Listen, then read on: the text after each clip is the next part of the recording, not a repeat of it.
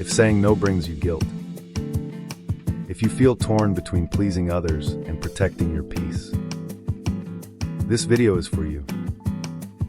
Because in this video, I'll give you 5 powerful phrases. Phrases you can carry with you for life. Each one came from a story, and each story came from a person I visited. A wise monk, a successful entrepreneur, a soulful artist, a loving grandma, and a sharp old coach. I asked all of them the same question. How do I say no and still stay true to who I am? The answers they gave me changed how I live, and they might just do the same for you. Let me take you on that journey. Let's start. First, I went to a monastery. Quiet. Still. It felt like peace had a sound. I sat across from a monk named Tenzin. Bare room. No distractions. I asked him, why is it so hard for us to say no? He didn't answer right away, just smiled, waited. Then he said, because you were never taught that no is a form of love. Love for yourself, love for your mission, love for your limited time on earth.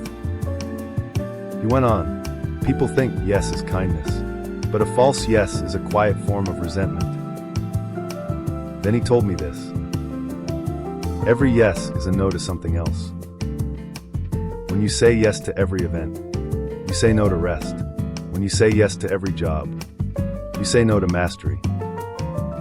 He paused, then said softly, peace comes when you stop betraying yourself to please others.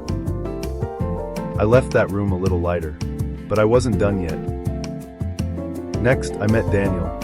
Startup world. Fast, sharp, always thinking 3 steps ahead. We sat in his office. Glass walls, whiteboards full of ideas.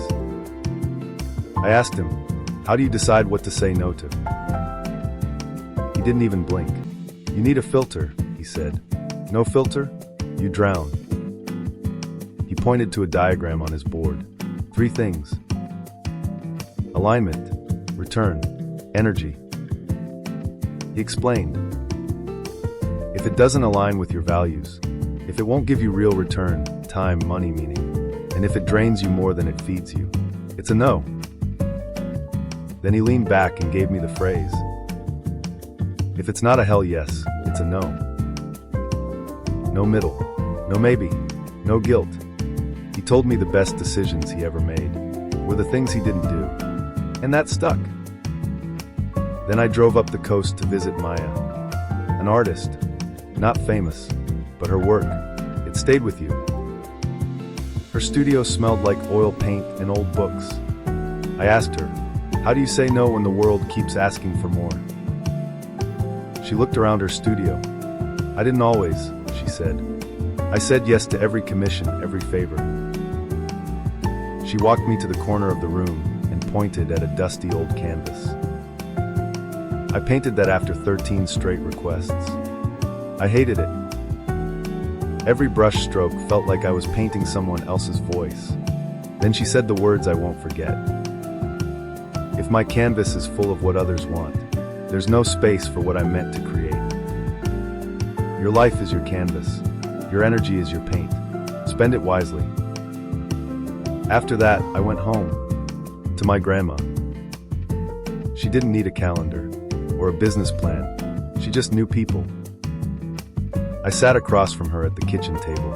Warm cookies, hot tea. I asked, why do I feel so bad when I say no?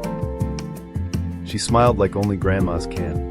Because you're kind, she said, but you forgot something. Then she gave it to me straight. If someone truly cares, they'll understand your no. She held up her hand. And if they don't, they never really cared. She reached over and patted my hand. Sweetheart, real love doesn't punish boundaries. That hit deeper than any TED Talk ever could.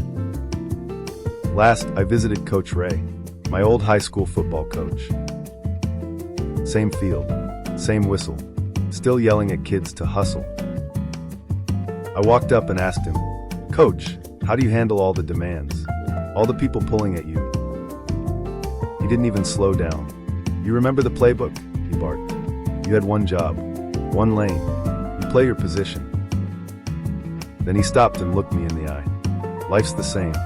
You chase every direction. You miss the goal. He put his hand on my shoulder. Play your position. Not every play is yours to run. That was his mantra, and I wrote it down. 5 people, 5 moments, 5 mantras. Every yes is a no to something else. If it's not a hell yes, it's a no. Protect your canvas. The right people respect your no. Play your position. I came into this journey feeling guilty for setting boundaries. Now I know, saying no is one of the most honest, powerful things you can do. Because when you say no to what doesn't matter, you create space for what does. So here's the question. What will you say no to, so you can finally say yes to yourself? This is Vertigo Motivation. Subscribe for more motivational stories. Comment if you want to share your story with others.